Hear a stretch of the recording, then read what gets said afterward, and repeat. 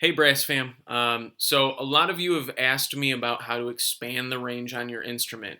Again, this answer won't be a lot of fun to everybody, but if you can find enjoyment in music and getting better and seeing yourself improve, then bear with me and again, reap the rewards. Okay, so I'm going to give you three-ish ways to do it. It's three simple ways.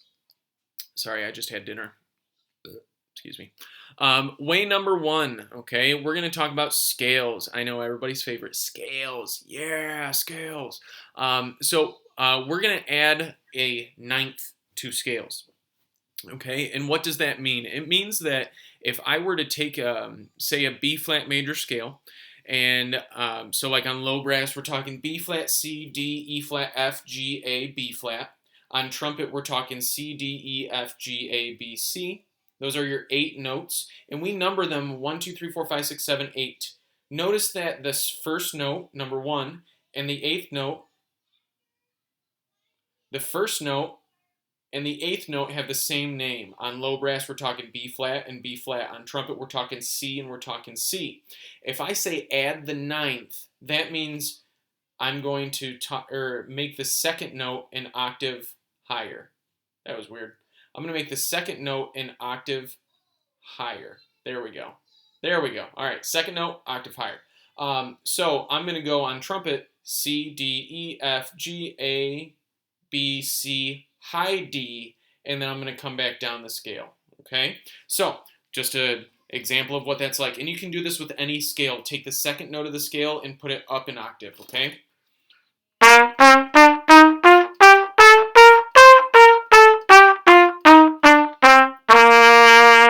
Okay?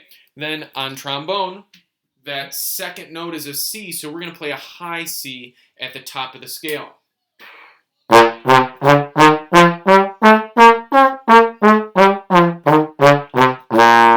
Okay, so with that scale, it might not be expanding your range because you could already play that note. I get it, okay? But think about other scales. So let's take our E flat, concert E flat major scale. The second note of that for trombone is an F, so we're going to add a higher F to the top of the scale. Also notice that I am playing all of this in eighth notes. It just makes it makes it feel better when you play the scale as eighth notes when you add an extra note. So we got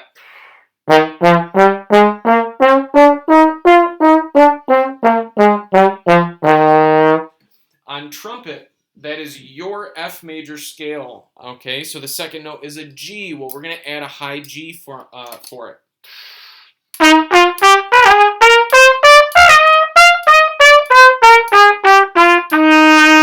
Let me try that again.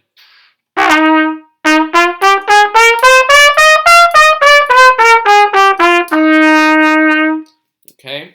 Now, again, for you, that might not be expanding your range because you can already play that note. Well, you can do it with any scale. All right. So keep at it. It will help you. And it kind of maybe will give you a chance to explore different scales that you haven't done. Make sure that when you do that, you take a giant breath. It's going to help. You just got to stick with it, okay? I said 3 ways. I'm going to quickly add in a 4th way, and I'm going to do it next. The next one is mouthpiece work. Gotta love it, okay? I do this with my 5th and 6th graders every single day, okay? So we talk about the embouchure, firm corners, cheeks are in, flat chin, wet lips. My lips are tight to my gums. There's no air pockets here or here, okay? And then my teeth are in line but separated a little bit, okay? That allows air to go through. So if you are buzzing, you can expand the range of your buzz. The higher and lower you can buzz on your on your mouthpiece, the higher and lower you can buzz on your instruments. So how do we work on flexibility and range while we're doing that? Glad you asked. So you're going to do a bunch of big siren sounds, and each time you do one, try and get higher or lower in the next one that you do. Also, just a side note, if you can buzz lower, it's going to help you also play higher. It sounds weird, but I promise, the bigger your range on brass mouthpieces, the bigger your range on your actual instrument. So I'm just going to use my cornet mouthpiece.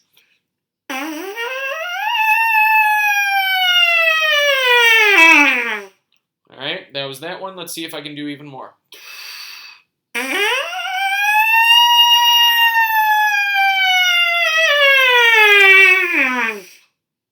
Try a third one.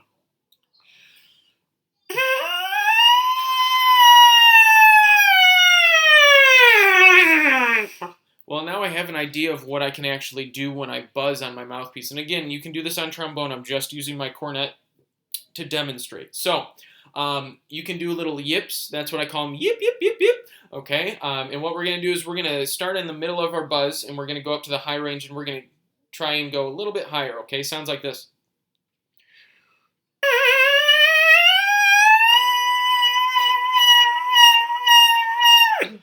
I'm trying, but I'm really, honestly, my chops are tired. I've made a lot of videos. So, didn't exactly do what I wanted. Let me give you an example where I don't go to the top of my range and I stop a little short so I can show you it.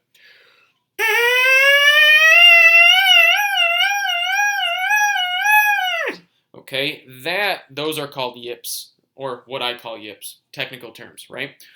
So that's another thing that you can do, but that's how I start off every practice session that I personally have. That's how I start off all of my 5th and 6th grade A, B, and C day classes. Well, not C day because it's percussion. But it's going to help you, okay? So scales, adding the 9th. Mouthpiece work, let's talk about our third way. Long tones, probably the most boring one out of everything that I'm going to tell you, because you literally are going to hold out notes, okay? So I'm going to find the middle of my range, and I do that by going to my fingering chart or my position chart, and I look at the very back page. It's usually the back page, where it tells me every single note that I should be able to play at that age. And I'm going to start in the middle at a comfortable note. So for me, I'm going to start on a B flat on the top of the scale. And what I did was I held out the note. Now when you do this on your own, you're going to hold it out as long as you can with beautiful sound and a good embouchure. The second your embouchure starts to give away and start to get like air pockets here or like popping on the corner of your cheek, just stop. Okay, stop, take a second, wet your lips, walk around, come back to it, because you don't want to reinforce a bad habit with this. That's a really bad idea. Only do this with a good embouchure and do this with good air, okay? So, with the top notch embouchure, I started on my B flat.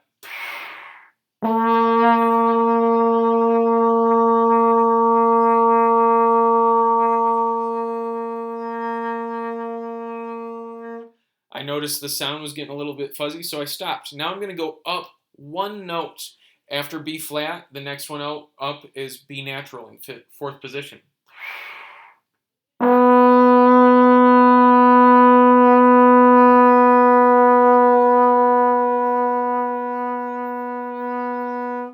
Okay. Also, a side note, you should be doing this with a tuner. My tuner is on and in my face. Okay. So, use a tuner. It helps. After that, we go up again to C.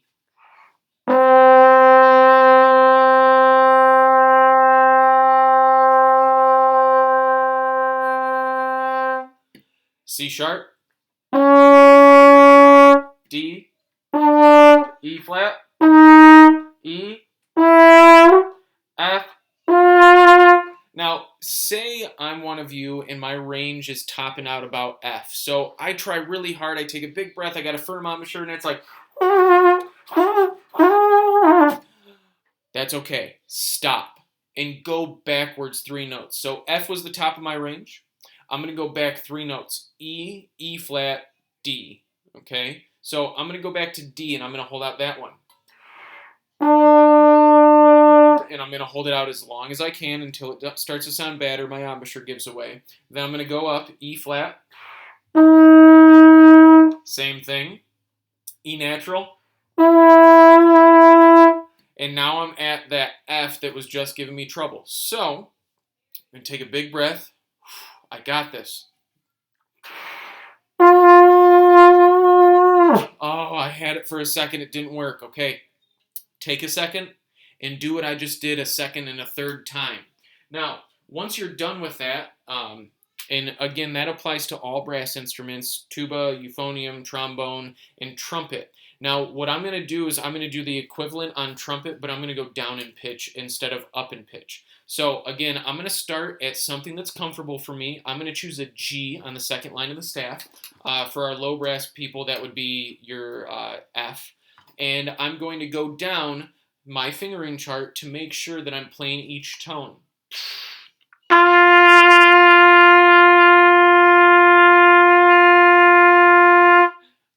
I do that until I get tired or my embouchure gives up. Next note, F sharp.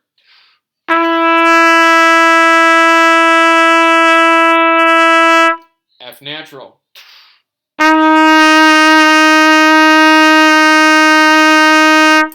E.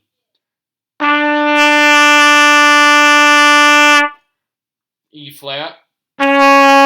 D. C sharp. C. I'm going to keep going. Say I get down to low A for low brass. That's like a low G. And that's where I start to not feel great about my range. It starts to sound fuzzy. I'm going to go up 3 notes from that. So A, then I go B flat, B natural, C. So I'm going to start on a low C, and I'm going to try and work down.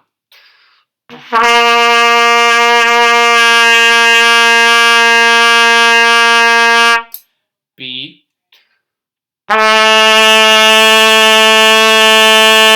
B flat. Here comes the low A. Is it going to work?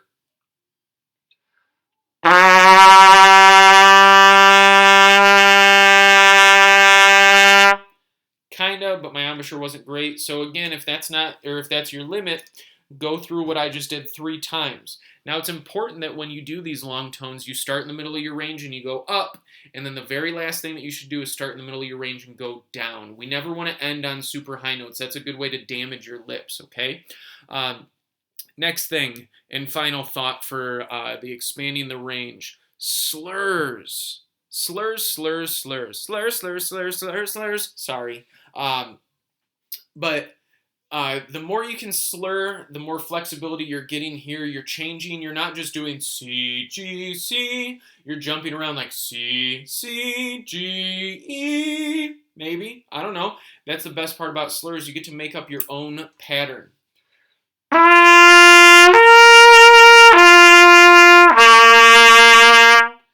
Then I do it down my valve sequence. So open, then second, then first, then 1 and 2, 2 and 3, 1 and 3, 1, 2, and 3. Okay, here's what it sounds like.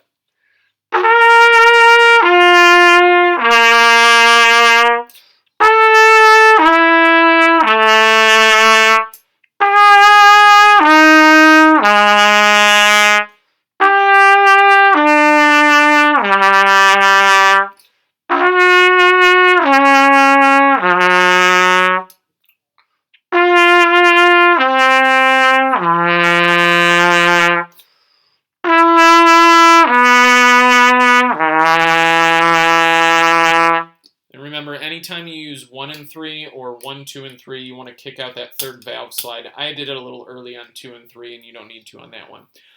So, trombone players, euphoniums, tubas.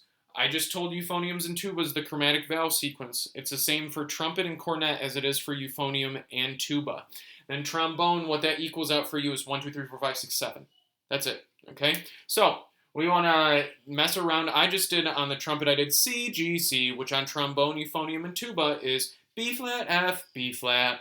On this, I'm going to jump around a little bit, okay? So I'm going to go B flat, F, D, F, okay?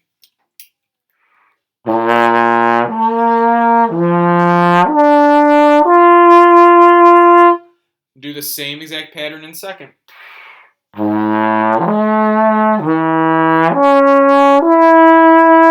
Third.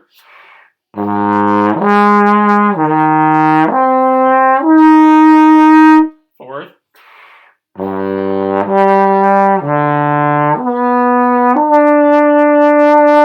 Fifth.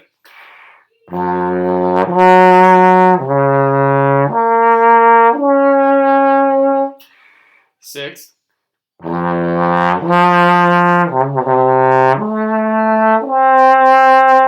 So, a little out of tune. I wasn't looking at my tuner, but I just gave you 4 different things to help expand your range, all right? Weirdest part of all of this, you should be doing these 4 things every time you pick up your instrument. What I just basically did was warm up. That's it. Okay, now obviously at the beginning of class, you only got 2 or 3 minutes before your director starts rehearsal. You kind of got to speed through it. I get that. But when you're at home, it's important that you take the time, okay? Don't let a high note beat you 2 rehearsals in a row. Go home, work on the high note, and show that high note who's boss, which is you. You got to remember, sound is a bunch of waves in the air. Your metal instruments, they don't have brains. You have the brains. So be smart about what you do, and it will pay off in the end, okay? It might take a while. You might have to go up the steps. You stay at the same level. Your highest note is a D, and then all of a sudden, boom, you can play a high F. And then you stay there a little bit, then boom, a high A flat. It just takes some time. Sometimes you have a moment where it just clicks. I can tell you that when I was in college, I was working on a concerto, and there was these like 4 measures that I just could not get. I could play it slow, I could play it medium tempo, but when I got it up to the fast tempo, I kept failing at it, and it was so frustrating. I was ready to throw away the solo. Like, I'm done with it. It's not worth my time. It's not gonna happen. Well, I kept practicing, and one day it was like, boom, magic. And I started to be able to play it, okay? So practice, be patient, but be persistent, and it will pay off, okay? Happy weightlifting of these muscles, and build those embouchure muscles, all right? See ya.